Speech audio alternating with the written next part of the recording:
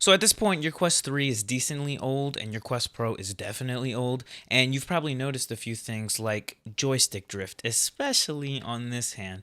If you play left-handed and you move with the left-handed joystick, you know that you're doing a lot of this, pushing forward, back, left, right, and then squishing for some games. That has been my problem on actually both the Quest 3 and Quest Pro. I don't know if I'm just an unlucky person or if anyone else is experiencing these problems. These controllers get hella abused anyways, and they're not built with like insane build quality, so they don't last ridiculously long. But I'll show you guys exactly how to just completely get rid of the problem. I actually saw this from another guy. Don't know his name from the top of my head, but I'll link his channel down below and his name will be down here somewhere. He made it on his Quest Pro because I was like, no way am I going to buy another controller. And it turns out you can't even just buy one controller. You'd have to buy a pair of controllers, which is expensive for no reason. And maybe they did that on purpose, Meta. This technique also technically applies to any other controller you have, like maybe a Joy-Con, some sort of any other like analog controller that has the 3D rotational analog stick. I think that's what it's called, an analog stick. So yeah, this can also work for those if you're experiencing problems with your joysticks or any other VR controllers. The first item you're gonna need is the WD-40, but not just the normal one. You need the Specialist Contact Cleaner. Quick drying. It's literally exactly for this. Clean sensitive electronic parts, leave no residue. It has a 1 by it, meaning like, not all electrical things that apply to, where is it? I know the 1. Yeah. Follow equipment manufacturer instructions for cleaning. You know what I'm saying? Like, of course, make sure you power off your controllers all the way. You don't have to, I believe, technically, but just to be safe because you can't take the batteries out on these Quest Pro controllers.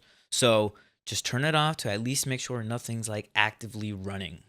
Do this at your own risk. So on your controller, look at your actual joystick and then press down on it a little bit. And then what you're going to want to do is get your straw and just get really close in there and spray like a really decent amount in there. Go in there, spraying it real good, get it juicy, but not too juicy. From there, you kind of like, I just shook the controller around. I don't know if that's not recommended, but I just shook it around a little bit. But to really make that WD-40 work, you're going to need one of these. It's basically like an electric canned air compressor, and it shoots. Hold up, look at this.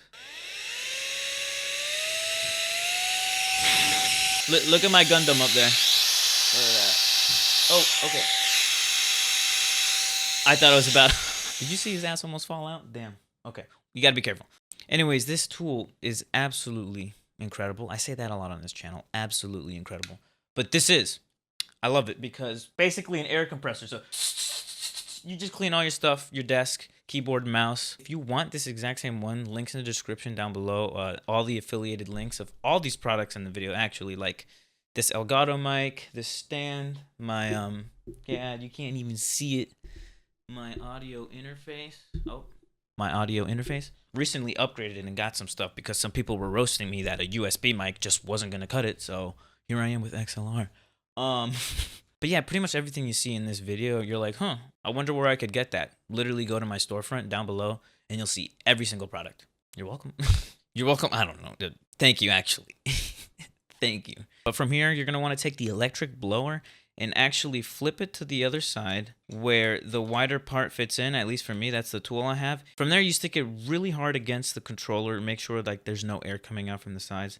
That way it's basically pushing all the air inside. And you're doing it right. If you can feel the air coming out of the trigger, it's going to feel weird. And you're like, is that right? Yeah, it's all right. Don't worry about it. It'll just go through, feel the air. And sometimes you might even see just a little bit of the WD-40 liquid just go out. So that's okay. You let it go out, hold it there a little bit so it can dry up nicely. Make sure it's not charged or on in any way, shape, or form.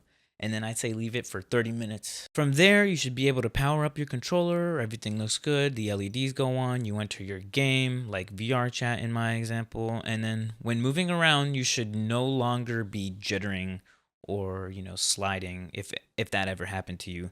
Like for me, my problem was that my VR chat avatar would keep going bottom left all the time, continuously.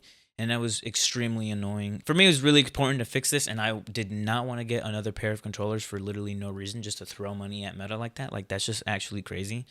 But I mean, I guess if you're rich, go ahead, get a new pair. If it's too stressful, I don't know. That's just weird. I don't know. Can you, like, I don't know. I wish it was an easier way to like to open it all the way, but I don't want to try that. And I'm pretty sure if I did, I'd break it. So that's the solution that that one guy did, except he did it with compressed air in a can. I did it with the electric one, which I think does it better because you can continuously keep blowing indefinitely. Because the other one, you got to worry about it running out. And of course, you know, sometimes it goes into freeze mode. For those people that have bought used Quest Pros, because honestly, it's way better deal to get it used than buying it new for that price. Because, I mean, I bought it full price. Let's not talk about that. But I've seen people get crazy ass deals online with Quest Pros, and it kind of makes me jealous, but it's whatever. It's a great headset for at least virtual reality, face tracking. It's a decent gaming, you know, piece of tech. You know, the resolution's not anything insane or crazy, but you know, for most games and PC specs, you're not looking to like really super optimize your resolution and stuff. So it's good enough for me. I'm more about actually like recording in VR, getting higher quality footage in VR rather than like what I see. But it doesn't make sense. I really do hope you guys enjoyed this video, found it informative and helpful, mostly helpful. If this solved your problem, please let me know, and I would really love to hear that from you. You know, because hopefully it does fix your solution, your problem. Thank you guys so much for watching this video, and I'll see you guys in the next one. Peace.